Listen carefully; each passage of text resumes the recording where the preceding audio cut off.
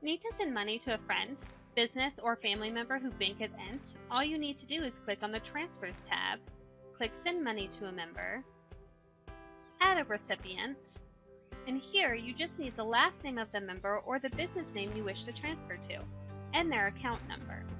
You can now use 3 methods to identify the other member's account number: the base account number, the account number with a share digit, or the 13-digit account number. And click Save. Once it has been saved, you will be able to transfer funds to that member or business from the drop-down. Select the account you wish to transfer from. Select the recipient or business you just added. Type in the amount.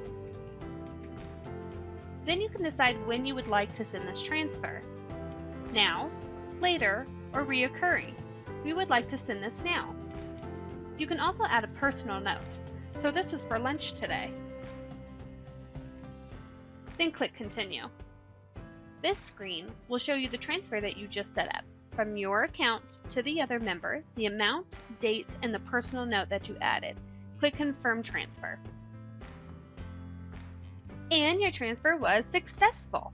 This will show you again a success message. You sent this amount to this member. Here you can either make another transfer or you can view your account if you wish to do other business.